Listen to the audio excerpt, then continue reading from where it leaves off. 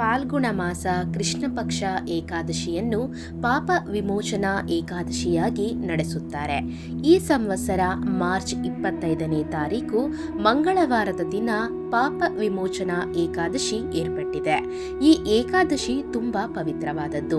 ಹೇಗೆಂದರೆ ಈ ಏಕಾದಶಿಯ ದಿನ ಎಷ್ಟೋ ಶುಭ ಕಾರ್ಯಗಳು, ಶುಭ ಯೋಗಗಳು ಏರ್ಪಡುತ್ತದೆ. ಮುಖ್ಯವಾಗಿ ಗಜಕೇಸರಿ ರಾಜಯೋಗ ಏರ್ಪಡುತ್ತದೆ. ಹಾಗಾಗಿ ಇಂತಹ ಪವಿತ್ರವಾದ ಶಕ್ತಿಯುತವಾದ ಅಮೃತ ಗಳಿಗೆಯಲ್ಲಿ ಯಾರಾದರೂ ಮನೆಯಲ್ಲಿ ಪೂಜೆ ಮಾಡುತ್ತಾರೋ ಅಂಥವರಿಗೆ ಕೋಟಿ ಜನ್ಮಗಳ ಪುಣ್ಯ ಫಲಿತಾಂಶ ಲಭಿಸುತ್ತದೆ. ಈ ಏಕಾದಶಿಯ ದಿನ ಮಾಡುವ ಪೂಜೆಗಳಿಗೆ ವಿಪರೀತವಾದ ಧನಲಾಭ ಕೂಡಿ ಬರುತ್ತದೆ. ನಿಮ್ಮ ಪತಿಯ ಸಂಪಾದನೆ ವಿಪರೀತವಾಗಿ ಹೆಚ್ಚಾಗುತ್ತದೆ. ಅಂತಹ ಶಕ್ತಿ ಈ ಬರುವ ಏಕಾದಶಿಯ ಪೂಜೆಗಳಿಗೆ ಇರುತ್ತದೆ. ಈ ಪಾಪ ವಿಮೋಚನೆ ಏಕಾದಶಿಯ ಪೂಜಾ ವಿಧಾನ ಮತ್ತು ಪರಿಹಾರಗಳ ಬಗ್ಗೆ ಈ ವಿಡಿಯೋದಲ್ಲಿ ತಿಳಿಯೋಣ. ಮಾರ್ಚ್ 25ನೇ ತಾರೀಕು ಪಾಪ ವಿಮೋಚನೆ ಏಕಾದಶಿಯ ದಿನ ಹೆಣ್ಣು ಮಕ್ಕಳು ಬೆಳಗಿನ ಜಾವದಲ್ಲಿ ನಿದ್ರೆಯಿಂದ ಎದ್ದು ಮನೆಯೆಲ್ಲ ಶುಭ್ರ ಮಾಡಿ ತಲೆ ಸ್ನಾನ ಮಾಡಿ ಮನೆಯಲ್ಲಿ ದೀಪಾರಾಧನೆ ಮಾಡಬೇಕು. ಏಕಾದಶಿಯ ದಿನ ಮಾಡುವ ಪೂಜೆಗಳಿಗೆ 2ರಷ್ಟು ಪುಣ್ಯ ಫಲಿತಾಂಶ ಲಭಿಸುತ್ತದೆ. ಏಕಾದಶಿಯ ದಿನ ಮನೆಯಲ್ಲಿ ದೀಪಾರಾಧನೆ ಮಾಡುವವರು ಅರಿಶಿಣ ಬಣ್ಣದ ಬಟ್ಟೆಗಳನ್ನು ಧರಿಸಿದರೆ ಜಾತಕದಲ್ಲಿರುವ ದೋಷಗಳೆಲ್ಲ ತೊಲಗಿ ಹೋಗಿ ವಿಪರೀತವಾದ ಅದೃಷ್ಟ ಅನ್ನುವುದು ಲಭಿಸುತ್ತದೆ.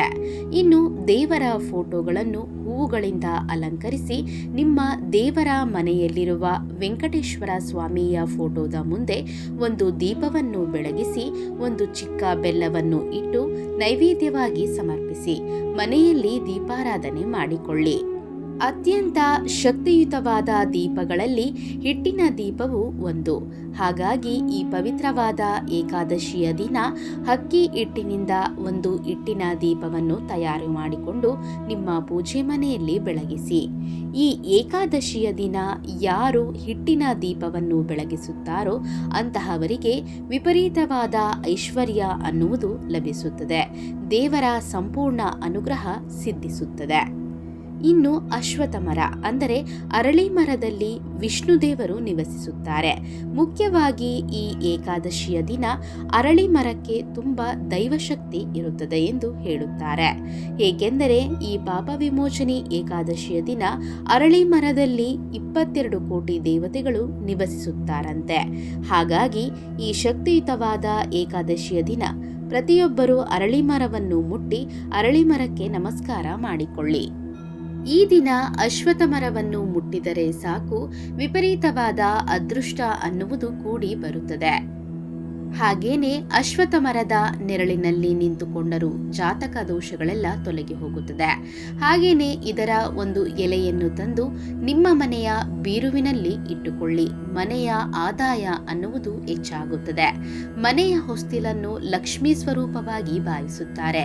ಈ ಏಕಾದಶಿಯ ದಿನ ಸಾಯಂಕಾಲ 6 ಗಂಟೆ ದಾಟಿದ ನಂತರ ಮನೆಯ ಹೊಸ್ತಿಲಿನ ಮುಂದೆ 2 ದೀಪಗಳನ್ನು ಬೆಳಗಿಸಿ. ಈ ಏಕಾದಶಿಯ ದಿನ ಯಾರಾದರೂ ಮನೆಯ ಮುಂದೆ 2 ದೀಪಗಳನ್ನು ಬೆಳಗಿಸುತ್ತಾರೋ ಅಂತಹ ಮನೆಯೊಳಗೆ ಲಕ್ಷ್ಮೀದೇವಿ ಕೂಡಲೇ ಪ್ರವೇಶ ಮಾಡುತ್ತಾಳೆ. ಮುಖ್ಯವಾಗಿ ಈ ಏಕಾದಶಿಯ ದಿನ ವೆಂಕಟೇಶ್ವರ ಸ್ವಾಮಿಯ ದೇವಸ್ಥಾನಕ್ಕೆ ಹೋಗಿ ಖಂಡಿತವಾಗಿ ದರ್ಶನ ಮಾಡಿಕೊಳ್ಳಬೇಕು.